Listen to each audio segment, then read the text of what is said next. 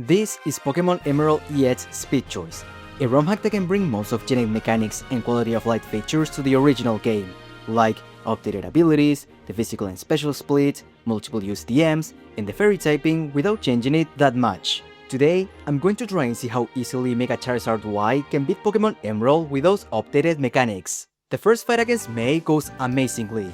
It would usually be an easy fight for everyone, but due to the updated level up movesets in this game, her starter has access to a stab move, which in Mudkip's case means that it gets Water Gun right off the bat. It was a bit of a problem for regular Charizard when I did this run, with the move doing half his HP, but with the Sunny Day active thanks to Mega Charizard's Y new ability, he's now technically neutral to water moves, which when combined with the move Air Slash, which is a stab flying 75 base power move, it destroyed Mudkip. While I make my way through Roxanne, let's explain some of the rules for this challenge. The first is that I'll try to keep the number of battles at a bare minimum, fighting trainers only when they are mandatory. This ROM hack has a function to make trainers fight you only if you talk to them, so if you see me running past a trainer that's not necessary to fight, it's most probably because of that. The second rule is that absolutely no items will be allowed to use during battle, including Hell items. Charizard needs the Charizardite Y to Mega Evolve, so he's unable to hold any other item for this challenge. Finally, the obvious one is that I cannot use any other Pokemon during battle except Mega Charizard Y. I'll get some Pokemons for HMs, but they'll never be used for other purposes. Anyways, before challenging Roxanne, there's one mandatory trainer on the right of Rosboro City that has 2 Geodudes, and I wanted to challenge him not only for the experience, but also to see how Charizard would do against the gym. And with the Sun Boost, Ember was actually doing really good damage, being able to easily two-shot them. That didn't mean that Mega Charizard's Y weakness to rocks suddenly disappeared, as when I challenged Roxanne, a single Rock Tomb from Geodude OHKO'd him. I kept trying to get flinches with Air Slash to see if I could do something against Nosepad at least, but after 5 restarts, I could clearly see that Charizard wasn't getting past Roxanne at that level unless he got insane luck with flinches. Seeing how badly it went, I decided to ditch the idea of minimum battles and get at least one more level on Charizard. I look up, and the trainers that can give me the most experience are the 2 trainers that have 2 Geodudes inside the gym, so I fight one of them getting to level 12. On my first attempt, I got lucky with the first Geodude as she missed a Rock Tomb, so I could easily get past her, and then the second one was a one-shot thanks to the level up from defeating the first Geodude. As for Nosepass, I managed to get 2 smoke screens on her without getting hit, and managed to land 2 attacks getting her to eat her berry before she managed to land a Rock Tomb that brought Mega Charizard Y all the way to 3 HP. I land 2 more Air Slashes, getting her to about the same HP as me, but then she finally manages to hit again, defeating me.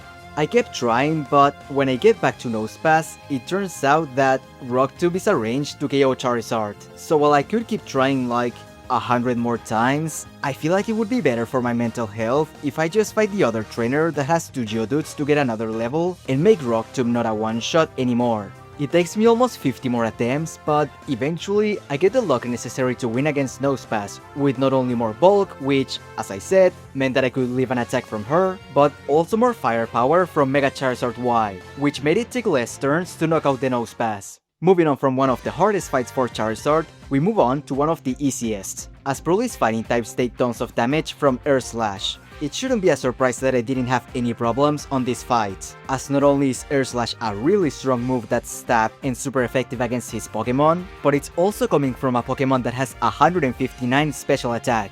The only other relevant thing was that by defeating Makuhita, Mega Charizard Y reached level 17 and tried to learn Dragon Rage, which should be extremely useful for the early game. The move starts being helpful immediately, as it not only one-shots all of the regular trainers, but also by easily two-shotting both of Maze Sulogma and Marshtomp.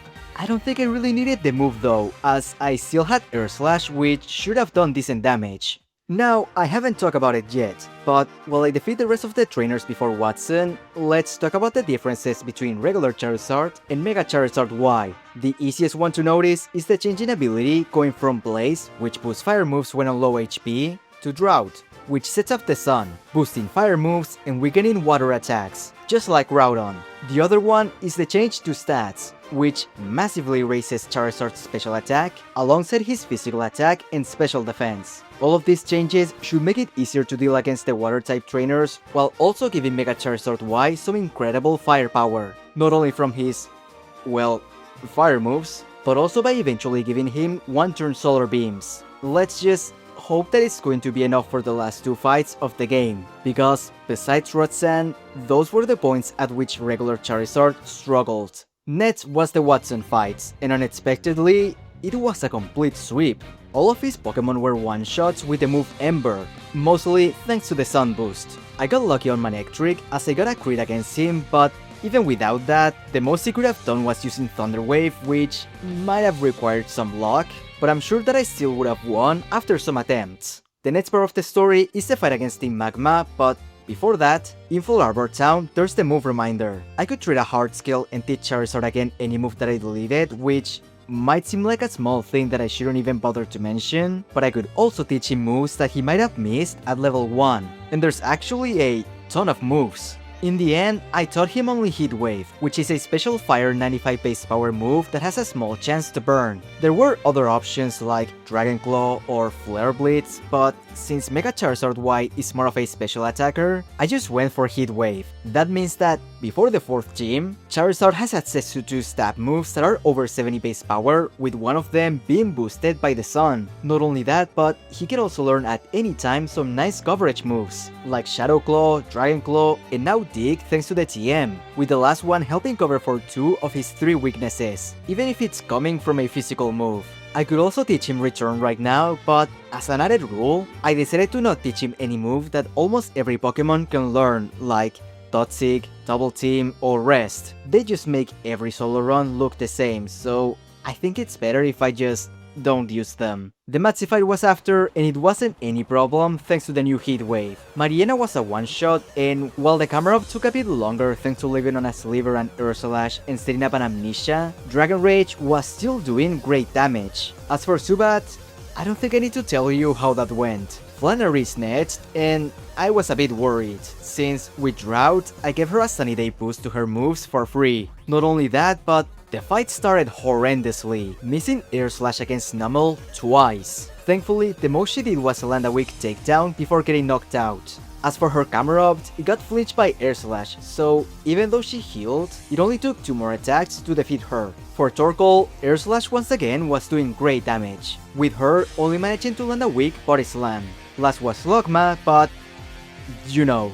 I get the TM for Overheat alongside my badge, and on both the regular Charizard run and the Mega Charizard Edge run, I didn't really use this move. And I've been saying that I want to use the move for both of them, but I won't this time. Even though I could teach it to him as a sort of stab Hyper Beam move, I would only be able to use it once while also crippling me for the rest of the fight. Besides, it's not that stronger than Heat Wave or Fire Blast. Jumping straight into the Norman fight, I got a bit worried at the start when I missed Heat Wave and Spinda used Teeter Dance to confuse me. But besides Slacking, all of Norman's Pokemon were one-shots. It surprised me how Slacking managed to survive on the red and then land a strong facade that did half of Mega Charizard's YHP, but thanks to not hitting myself, it was a pretty easy fight. With the 5th patch acquired, I also get access to Surf, and I decide to just head straight to the next gym, defeating both Team Aqua on the Weather Institute and the rival on the way, which were not even worth mentioning. I reached the 5th gym to challenge Winona, and it was yet another easy sweep.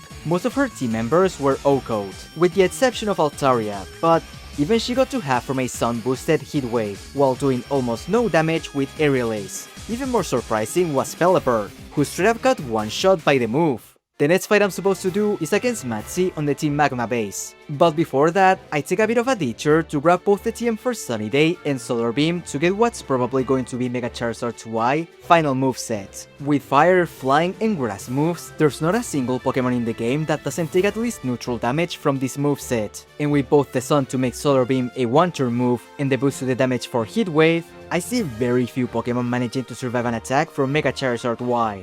I'm only scared of one fight, but that's way later down the line. As said before, next was Matzi, and while once again Camerupt was the only one that managed to survive a one-shot, he could only take so many Solar Beams before fainting. Now, while I go through all of the evil team plot, which, let's be honest, is never an issue, let's talk about the rest of Mega Charizard's Y level up movesets and TMs he could learn. For the level up moves, there's honestly not much. There's only fire moves left, with the only interesting ones being Flamethrower at 47, which is more accurate than Heat Wave, but slightly less powerful, and Inferno at 62, which is 100 base power and always burns the target, but has a 50% chance to hit. So pretty much the same as Dynamic Punch, but fire. That last one could be useful, but it comes so late that I don't think I'll even be able to see it during this run, besides for the Steven fight. As for TMs, the only one that could maybe come up is Earthquake,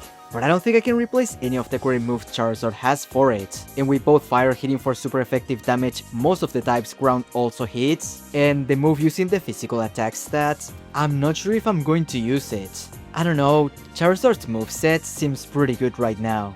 I might go for Inferno if I get the chance, but I'm not sure if it's worth it with how inaccurate it is and how I would need to replace another move for it. Going into Titanializa, I had to bring one of the Pokemon I was using for HMs to the battle since I was forced to. I started with Solar Beam against Claydol, which got him to a sliver of HP, while both him and Satu used moves to target my HM Mon. Titanializa then healed Claydol, while I went for a Heat Wave that brought Claydol to a third while KOing Satu. Lunatone comes out, and I go once again for Heat Wave, this time defeating the Claydol, while Lunatone doesn't take much and counters with a Psychic that does about the same. They send Solrock, and this time I target Lunatone with Solar Beam, knocking him out, while Solrock goes for an even weaker Psychic than the one from Lunatone, but that actually gets a special defense drop. Not like it matters since I OHKO him with Solar Beam. Pretty easy fight. Next was the double battle on the space station against Matsi and Tabitha with Steven, and it was not a problem once again. I wish I had more to say, but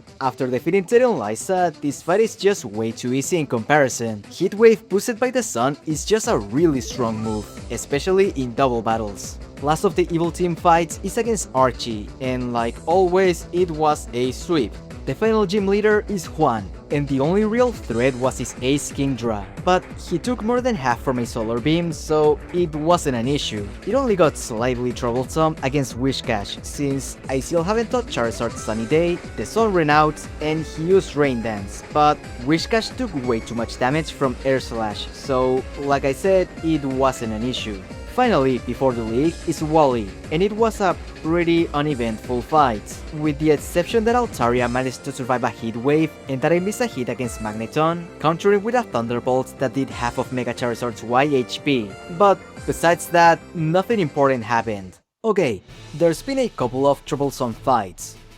Roxanne, but besides that one, it has been a really easy challenge run. I was expecting that Drought would make Mega Charizard White have an easier time than regular Charizard, but I didn't think that it would be to this extent. Let's hope that this continues against the league, as both Drake and Wallace are looking to be a bit troublesome, with Mega Charizard White having no super effective moves against all of Drake's team and two of Wallace's Pokemon. First of the Elite Four is Sydney, and Heatwave one-shot Mightyena, Absol, and Cacturne, while Solar Beam one-shot Crawdaunt. Against Shiftry, there was a bit of a problem. I missed Heatwave and he hit me with Swagger, confusing Charizard. Charizard then proceeded to hit himself twice, losing more than 2/3 of his own HP in the process, while Shiftry went for double team. I was getting worried, but Charizard finally managed to land a Heatwave to defeat Sydney.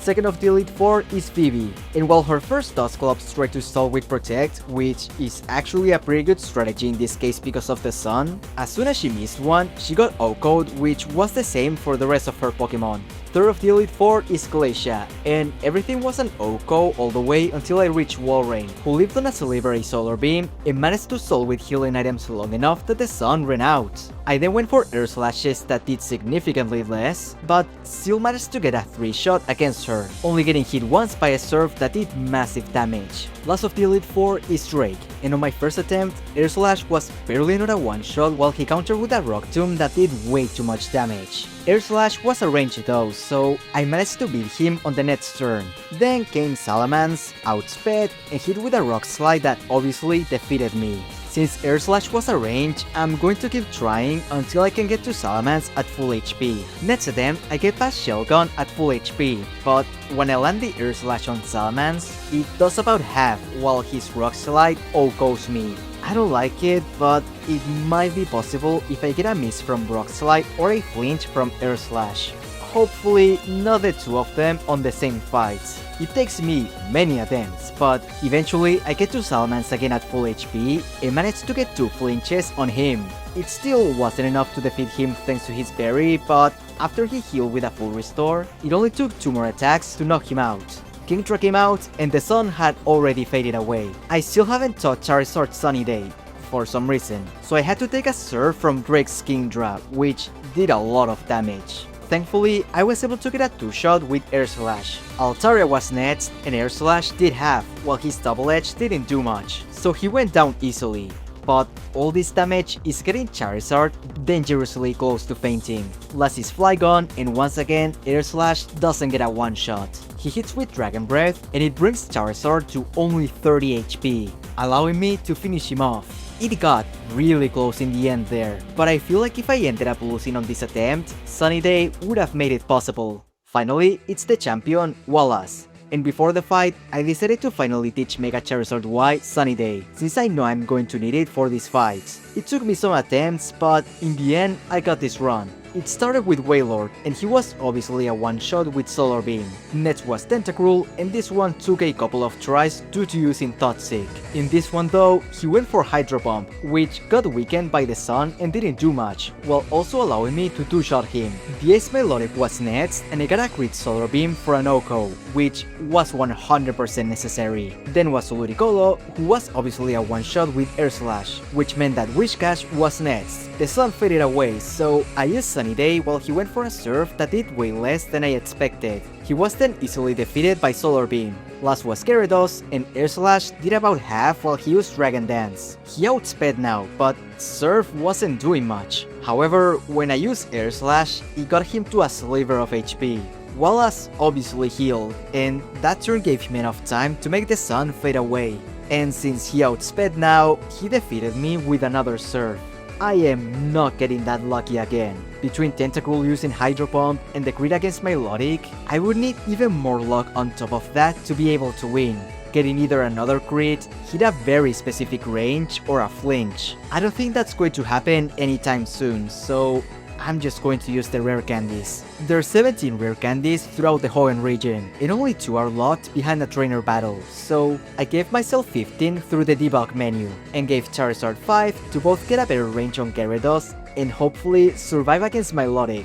Things went pretty much the same up until I reached Milotic, who did in fact survive a Solar Beam, while hitting back with a weak Surf. The sun faded away, so I was torn between setting it up again or risking going for Air Slash. I went for the latter, and it thankfully was enough to defeat Milotic.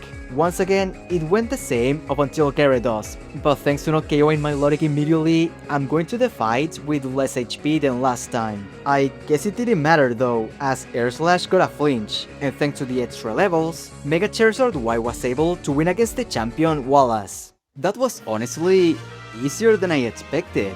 Being able to set up the weather is really an overpowered ability. No wonder they made it exclusive to hidden abilities and extremely rare Pokemon.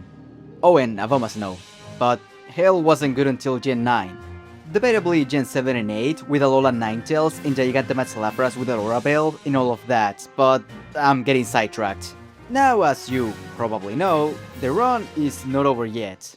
There's still the secret post-game battle against Steven, which no doubt is going to be the biggest challenge for Mega Charizard Y, having to face against 3 Pokemon with the move Ancient Power and with 2 of them being neutral to all of my moves. Let's just hope that Drought, Heat Wave, Solar Beam and Air Slash flinches are going to be enough. Steven starts with Skarmory, and it was obviously a one-shot with Heat Wave. Greedily comes out, takes half from Heat Wave and then does massive damage with Ancient Power, almost KOing Charizard. Thankfully, I'm still able to defeat him. Next is Armaldo though, he doesn't get OHKO'd by Heat Wave and hits back with Ancient Power. Yeah, I'm going to need a flinch for this one. It takes me a couple of attempts, but eventually I get the flinch, being able to KO him the next turn with Heat Wave. Claydol came after and the sun faded away. I didn't notice and still went for Solar Beam, so he took the chance to KO Charizard with, you guessed it, Ancient Power. I don't think I would have been able to get a one-shot with Heat Wave either way, so I'm not even going to bother trying to get the flinch on Armaldo again. let's use all of the rare candies and see where that gets me. Just in case I still cannot win and need to fight some trainers, I'm going to make a save state so that I don't waste any experience. Credily is now a 2-shot with Air Slash and Heat Wave, so now the strategy is to get a flinch on both him and Armaldo so that I can set up the Sun on Claydol. I had to restart many times, but eventually I make it back to Claydol at full HP. I go for the Sunny Day while he hits with an Ancient Power that does surprisingly less than half, and then hit him the next turn with Solar Beam. And it somehow doesn't get a one-shot. Since I survive a second Ancient Power, I go for it again when he heals, but I don't think it's a range. I switch to Air Slash followed by Solar Beam to KO him. However, I lost many turns of Sunny Day. Next was Aggron, and with so little HP left, I needed to get a flinch due to his ability Sturdy. I don't get it and get finished off by a Thunder. I am shocked to see that Solar Beam wasn't a one-shot. I could keep trying, this time going for Air Slash and Solar Beam right off the bat, hoping to get a third flinch, but I don't think that's going to happen.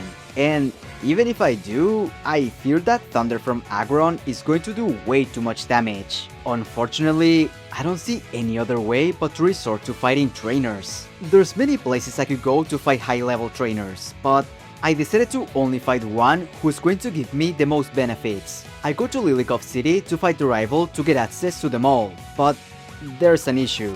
She's not there. I had the same issue on the Mega Charizard Edge run, spoilers, but I guess the ROM hack makes her disappear after you beat the league. Since there's literally nothing I can do about it, I'm going to find a random trainer that should give me about the same amount of experience and move on. Anyways, by getting access to them all, I can go and get the TM for Fire Blast, which, while it is the nerf version from Gen 6, it's still stronger than all of the other Fire-type moves I have access to, with the exception of Overheat that I am not using. With this move, I should have an easier time by hopefully being able to one-shot Armaldo. I'll just have to restart a ton thanks to its not so great accuracy. Many attempts later, I get to Credily again, and while Air Slash isn't able to get a flinch, I'm still able to get a 2-shot after I land the Fire Blast. You'll learn later why I kept going for this attempt. For Armaldo, as predicted, Fire Blast was able to get a 1-shot, so when I go into Claydol, the sun is still up. When he comes out, I don't go for Air Slash or Solar Beam, and instead go for Fire Blast, which I learned from previous attempts is a 1-shot against him as well. By the way, Heat Wave didn't get a 1-shot, so I had to get the Fire Blast TM either way. Aggron came after, and I went for the flinch with Air Slash, followed by a Fire Blast for the knockout. Last was the Ace Metagross, and Fire Blast misses. But the Metagross Psychic isn't able to defeat Charizard, so after, thankfully, landing Fire Blast, Mega Charizard Y is able to get an OHKO, finally winning against Steven with a total of 136 restarts, using all of the rare candies and a total of 85 battles, with 3 of them being optional fights. I said this already, but man was Route overpowered during this game. A big factor was also the insanely high special attack from Mega Charizard Y, being higher than Mewtwo's, and having both high power fire moves and Solar Beam, but I don't think I would have been able to get this far with only 3 optional fights and not that ability. I still struggled quite a bit against Steven, needing to get the TM for Fire Blast and using a PP mat on it, but only needing to get a relatively small boost in its firepower to get past the final fight is still pretty impressive. Surprising was that he needed to do one more optional fight compared to regular Charizard. Because of a mistake, I did one more on the regular Charizard run, but without counting it, technically, regular Charizard did better than Mega Charizard Y. It was mostly because I got really lucky on the final fights, but I honestly think that without that, they would have done practically the same. And I think it's mostly due to the boost from Blaze giving regular Charizard a bit more power in its fire moves. But anyways, did I miss anything on the video? If you think so, let me know in the comments below. Thanks for watching this video, and I hope you have a great rest of your day.